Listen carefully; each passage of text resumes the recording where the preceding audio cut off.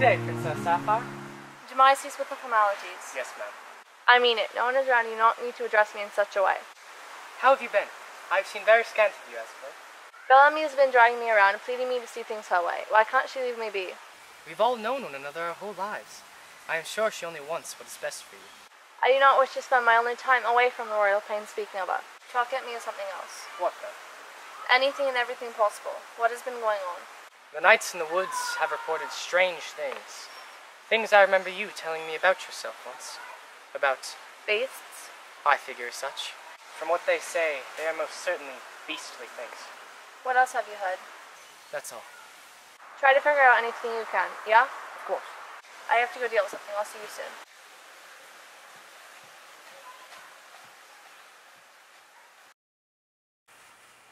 Heal me. If you wanted me to heal you, you would have made it a priority to take Bellamy and I this morning for service. Enough of that. It's not my fault you two have no life outside the ground. It is the law that you attend. Yet you are foolish and choose to hang around that night. And it's the alcohol that I smell on your clothes. So what if it is? Why is everyone so concerned with what I'm doing?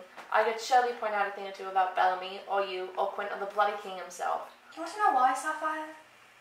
You don't seem to have consideration for anyone but yourself. Being a princess means being selfless and caring. You've got to be those things. How do I know it's not poisoned? Please, if I poisoned it, the king would have my head. Have you seen Quinn today? No, not yet. She must be bustling about. Although she did show me something quite alarming. Yes. It was an amulet, one that I've heard about in Rivierian mythology. The myth of the ancient. How does she have that? I don't know. I will leave that for you to figure out, but I cannot be bothered now. I must go.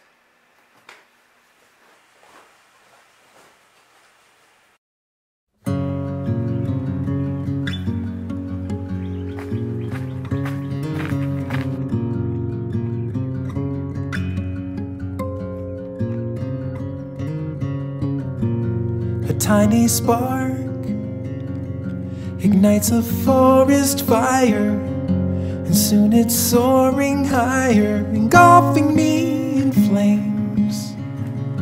I pull it close to harness all the passion, a desperate plea to catch it. I simply do not understand. Quintet, you're not supposed to be down here alone. Why, it is not dangerous. Well, somebody's got to look after you. Well, no one does a good job at it. I'm always alone. I have no friends. I want a confidant. The people in the village, they don't have a nursemaid running after them. All they have is fun. Fun comes at a price, Quinn. You lead a privileged life here. You know not what you speak. I do mean it, Leana. I will not believe it. Your mother wanted this life for you. And what if I don't want it for myself? There is no choice in the matter. That's not what Sapphire says. Do not listen to her melancholy opinions. She knows not the scrutiny in which she speaks. It is the will of the land and the will of the Lord, and it shall be your will as well. Bellamy, God's blood, baby. Oh, am I doing the right thing? What I mean is, I have been sold away to another country without wanting to, and I will marry a man that I do not know. And where is the love in that? There is none, and it is not fair. Bellamy. Yet it is not that that keeps me awake in the night. For I have come to terms with it. It is my birthright and my duty to my country. I fear that Sapphire will never come to terms with her birthright and her duty. I do what I'm asked of. She does not. It will all be okay in the end. It is the way of the land. But not to her. She has some delusional fantasy made up in her mind. A world where she can be free. A world where she doesn't have to be queen, with responsibility and order. A world where she can be happy. She needs to learn to be content with the life she has. I worry for her. Perhaps she may need a friend. Think about it. She needs someone that she can trust, that's neither you nor I, a lady of her own. Saraphina, you are miraculous! But whom? Someone of noble birth, certainly.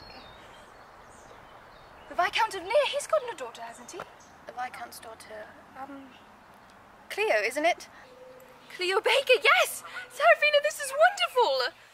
I find it incredibly hard to believe what you're saying is true. Why would I lie to you, Bellamy? Saraphina, imagine you were me, and I told you that Scott had kissed me right here on my cheek. What would you say? I suppose I would say the same as Gee, why he did. Roy kissed me right on the cheek before I left the Felland. A boy of proper etiquette would never. Rory is certainly not proper. He's the Prince Riviere. He's going to have a bit of class. A bit of sense, really, to know he ought not do such a thing. And Scott embodies the perfect definition of class, does he? Perhaps too much. Dearest Bellamy, I've been pondering of our first meeting. I sent Saraphina with the ring. I hope you love it, darling. Wait, What about the one? Remember? He goes, your new court has long since been lacking your face, darling. I dream of you night and day. My heart beats wildly knowing that one day you will be my wife. finally. I remember. My God, are you okay? Your hair! Oh, your beautiful, beautiful hair. Even though I only have your baby portrait, your hair! Baby portrait? No, he does not. He has it on his wall. You better be joking.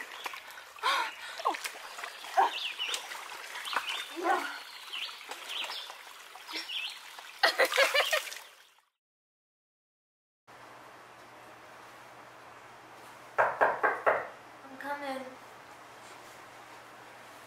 Should have known you'd be up to this.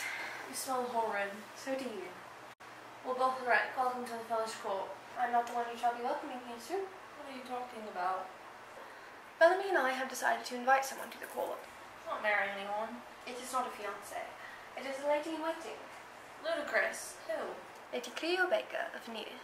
The Viscount's daughter. She's an oaf. No. Watch your words, Sapphire. She's a perfectly able girl, and she will be good for you, just as I am good for Bellamy. I am not like my sister. I can stand up on my own. Why are you so determined to be alone? You push and push away the people you love until they are far out of reach. What is it you have to hide? What? I'm not hiding anything, you wretch. Yes, you are. Anyone can see that you are troubled. It is not your place to say that. You are a mediocre apothecary, not a medical doctor. If only you knew that you could not hide pain. It will always resurface. Your pain betrays you, Sapphire. It will be your ruin. I am not in pain. There you are again. Perhaps you are the one with no place to say that. But you are not a medical doctor, nor an apothecary. Please, just don't leave me to be alone. You cannot spend all your days and nights wishing to be alone. You need a friend.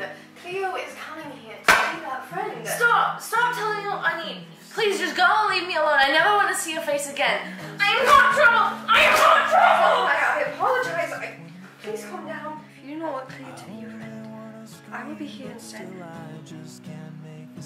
And Jesus Christ, if you tore my heart out, the only thing I'd feel is less alone, less alone.